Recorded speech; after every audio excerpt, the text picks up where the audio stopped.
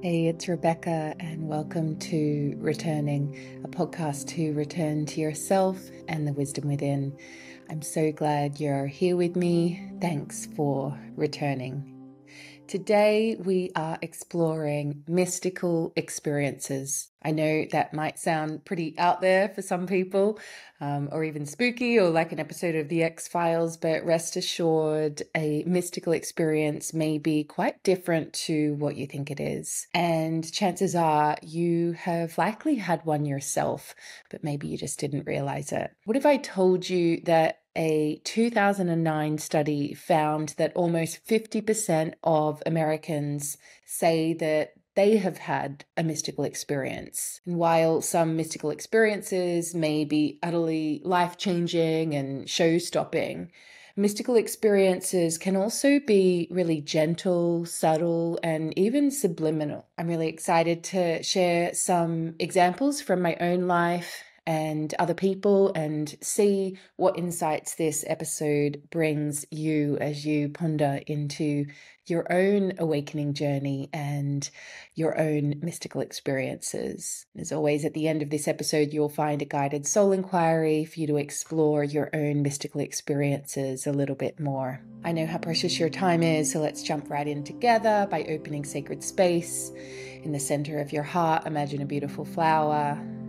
Your breath, invite that flower to open petal by petal, revealing a light in the middle. This light is your wise inner self, your soul, part of you that's always calling, your intuitive self, inviting it to step forward now. And together, taking a moment to acknowledge the keepers and custodians of the land, where I am, where you are, known and unknown. Beautiful.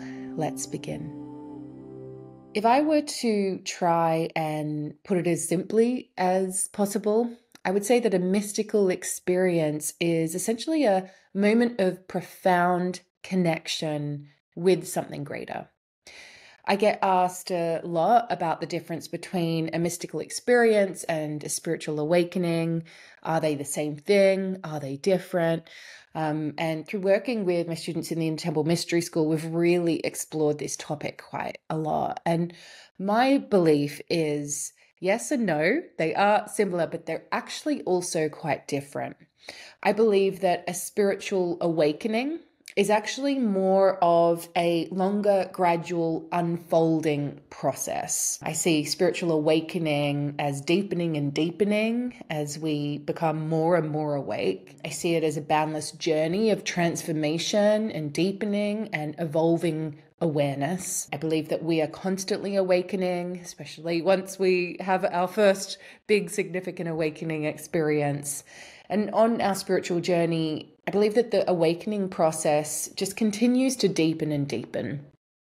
We may have had several awakenings on our journey, and generally awakenings are actually triggered by mystical experiences.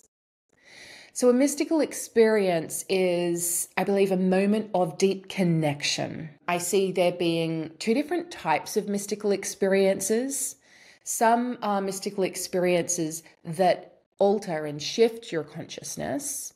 And these mystical experiences, the ones that alter consciousness, shift consciousness, actually trigger our awakening or a deepening on our awakening journey. Whereas there's other mystical experiences that might not shift your consciousness in an ongoing, lasting way, but they may bring you into a deeper sense of interconnectedness, of unity, of union, and awe. I believe that everyone on the planet has had some type of mystical experience, and the most common type of mystical experience that the average person has had, and most of us have had, if not all of us have had, has likely been in nature. I think that we've all experienced that sense of wonder, whether it's gazing up at the night sky or through taking in an exquisite sunset or sunrise, or having your breath taken away by a beautiful flower, the ocean with the way that the light reflects off it, or even just looking into your child or a baby's eyes. It really is a moment that drops us more fully in. So it's like we get a glimpse into something greater. These experiences often make us feel amazing in the moment, and they actually bring us fully into the moment. I really see it as like the soul, the mind, the body, the spirit, the heart, all coming together in a moment of union. So the consciousness shifting type of mystical experiences deeply change us. Once we've experienced it, we cannot go back. You're literally not the same person as a result. A moment where you literally can't unsee what's been seen or felt or known. Perhaps it's something that's happened outwardly or inwardly or both. Something within us has awoken that can't go back to sleep. Some people say that through their consciousness shifting mystical experience, they receive some sort of ancient wisdom, a knowing or a clarity about life itself. Another common trait is a difficulty to put the depth of the mystical experience into words. It's as if words themselves are not big enough to describe the extent of the experience. The experience is so much vaster than words offer us, and it's as if those words are just too limited. The experience itself is ineffable. It's been felt and known and yet hard to be expressed. As someone who has had several mystical experiences myself, I so resonate with these traits, especially the difficulty to express into words. And it makes me think of like, is this why poetry and songs and ancient texts like that, which are more mystical, are able to almost like just open little doors within us. Often there is an experience of unity and a sense of self, like the individual self is replaced by a feeling of deep oneness, of merging with the divine or attuning to the sacred. And it's why some people may resonate more with the term unitive experience over mystical experience. Often, sometimes I find that there is a certain like sense of time stretching, of stopping or shifting. And over the years, I've been really blessed to hear and hold accounts of consciousness shifting mystical experiences that have gone on to trigger awakenings in other people. It's one of my favorite things to talk about. One friend of mine had a really subtle but unexplainable sense of time collapsing while they were swimming in the winter off the coast of Australia. Unexpectedly, they came face to face with an enormous old ancient sea turtle, and she felt instantly plugged in to the magical beauty of all beings, from those deep in the ocean to the most ancient trees. And she experienced also an embodied understanding of the reverence and impermanence that changed her in an absolute instant. I know for myself, coming face to face with wild beings in this way can truly unlock deep awakenings within us. I had a similar incredible experience when I was diving with dolphins and whales in the Atlantic. It's just something that is indescribable, ineffable about coming eye to eye with a whale in the wild that deeply changes you forever.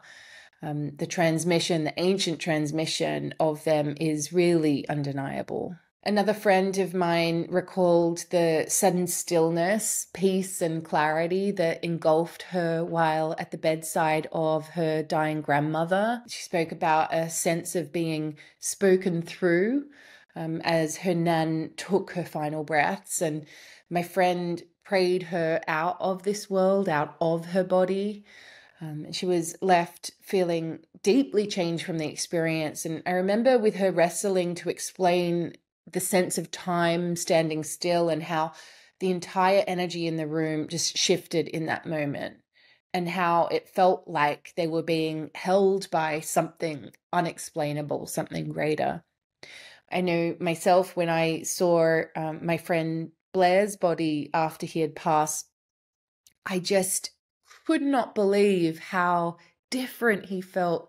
It was just so evident that his spirit, his soul had left. And this part of us that animates us, it really is this great mystery. And when it is gone, everything is different. And so, yeah, and I had the same experience when I saw my grandmother as well. I was just changed in that instance with both of them. So death can be such a incredible portal that can really change our consciousness and just change us forever. Another friend of mine shared with me a mystical experience which arrived through meditation for them.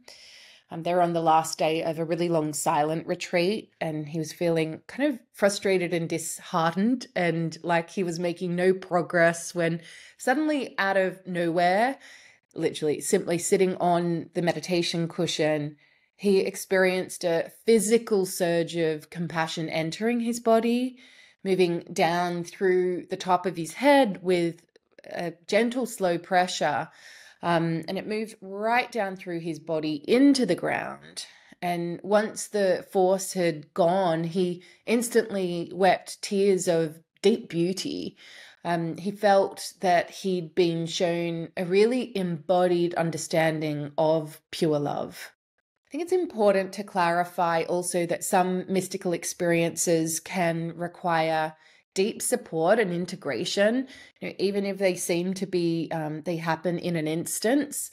I find that most mystical experiences do take sometimes many, many years to integrate properly. As always, I really encourage and fully support professional help and guidance when needed, if you have access to it, or just calling in the support of trusted friends and loved ones. I recall one friend sharing an experience that she had while she was at a conference, and one of the delegates was sharing really important but quite disturbing facts about historical atrocities perpetuated against women. And my friend was in an instant like overcome with a deep sense of ancient fury, ancient rage. Her entire being was like humming with this white hot rage. And she said it just like dropped in out of nowhere. It was deeply physical and made her overflow with hot, fast tears. She felt she was experiencing the suffering of all women that have ever been and were yet to come. So it was a really like a collective mystical experience, or a collective energy that she was tapping into. It was incredibly powerful and revelatory, but also really excruciating. And it took her a long while to make sense of it. And that same experience actually returned to her many years later, but recognizing it, she felt able to receive it differently, to hold that energy differently. This is a really important example that difficult doesn't always mean bad. And when we have the tools and the awareness to work with these energies when they arise, we can continue the work of integrating them into our life and into our relationships. So it's like we can extract the lessons, the wisdom, the transmission, the activation, the insight, and carry them differently in our body. I'm going to share some of my own mystical experiences when we return after this short break. The Inner Temple Mystery School was the most profound, intense and deeply moving 9 months of my life. It's really allowed me to feel empowered within my body and also to celebrate life. The Inner Temple Mystery School has really helped me to show up for myself every day in my practice, deepen my practice. I've become more connected with the world around me and have started seeing with new eyes. The Inner Temple Mystery School has changed how I see myself, how I relate to my soul, and how I feel so much more connected to the world around me. Visit rebeccacampbell.me/mystery school to learn more. Now let's keep returning.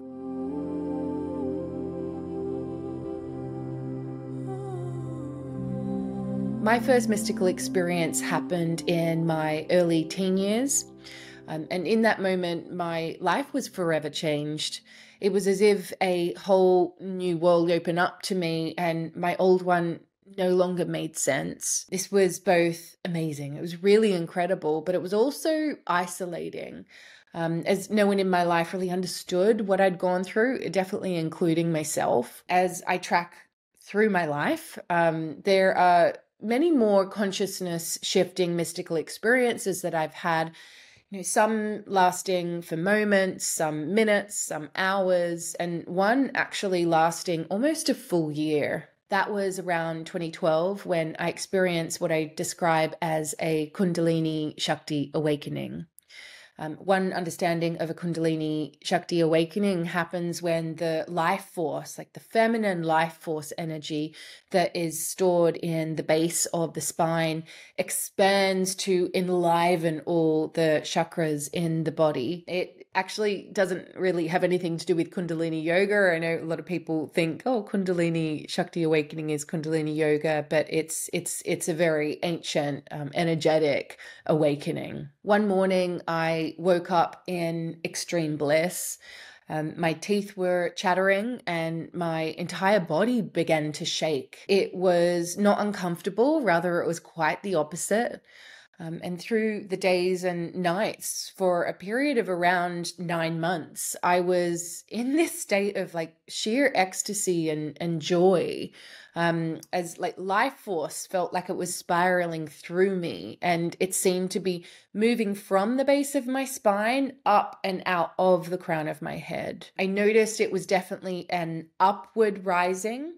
And it felt almost like waves of ecstasy moving through me, kind of like honey, like really being alive to the vital life force that was within me, that had been dormant, but then that was within all of life. It felt like I was actually like in the nectar of life. On my morning walks in nature, I began to really be aware of merging with all things and attuning to the wisdom of all things. I even began to see codes and sacred geometry, particularly in flowers and trees and even some people. Everything seemed like it was in technicolor. So it was like everything was enhanced and just like more vibrant, more active, more alive. Another mystical experience I had that I believe triggered a different type of awakening, that I describe as the descent, happened during my kirtan training in London. This was without a doubt the most sacred moment of my life, and one that I definitely struggle to wrap words around now. In the mystical experience, I was taken into the center of the earth, into the arms of the Great Mother, and surrounded by the ancient grandmothers of the earth.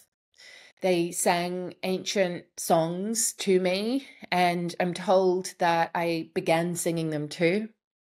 All were in different languages unknown to me. And so it was like I was receiving them, but there were also some of them coming through me. And some of them felt like lost languages.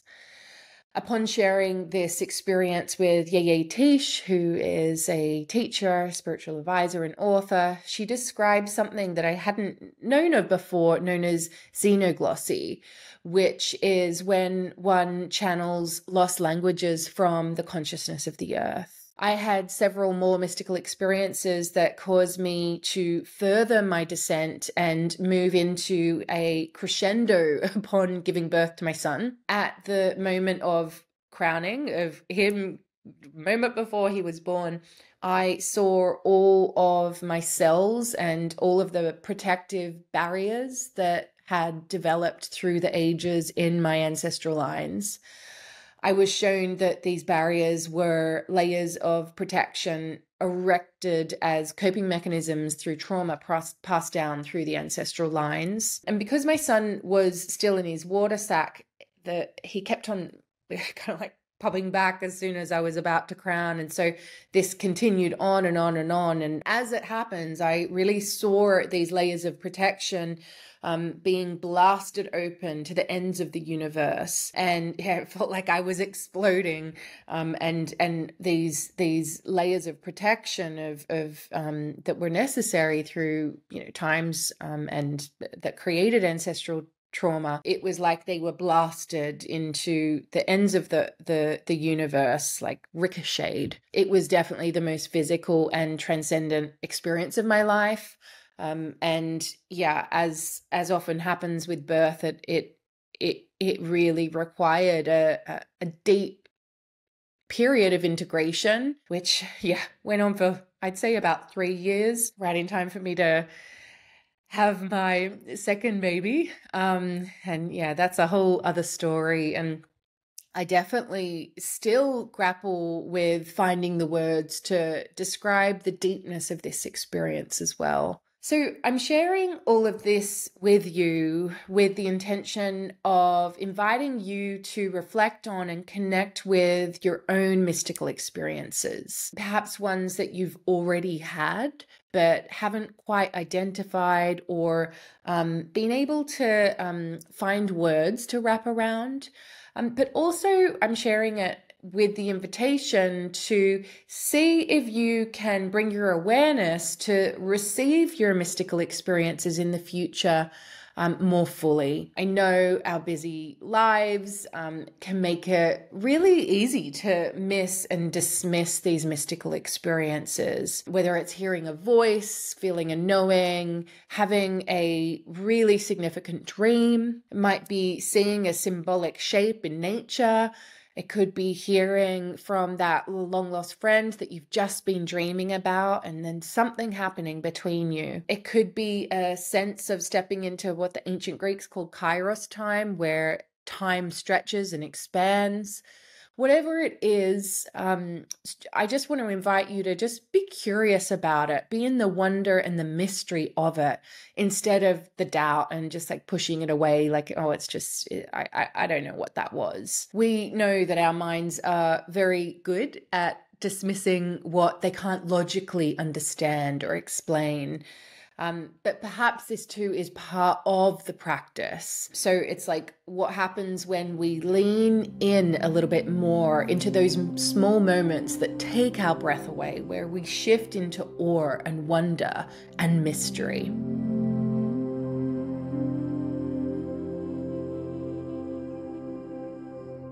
Soul inquiry is a practice where we enter into a direct dialogue with our inner self, our mystical self. And today's soul inquiry prompt for us is, have you had a mystical experience before?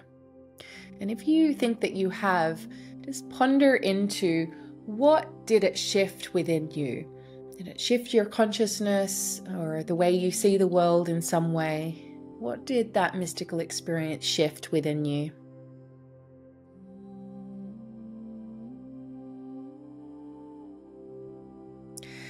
And now it's time to commit to a grounded action to integrate this episode into your life. And so reflecting on everything we've spoken about and that's come through for you, what is one baby step you can take in that direction today to integrate it? And let's share a deep breath together now as we close this sacred space we've stepped into together. I'm so grateful for you being here. If you'd like to keep returning to yourself and returning here with me, then please hit subscribe. If you love this podcast, leaving a review or a 5-star rating really helps others to find it too. You can find the show notes from today's episode over at rebeccacampbell.me/podcasts. Thanks for returning.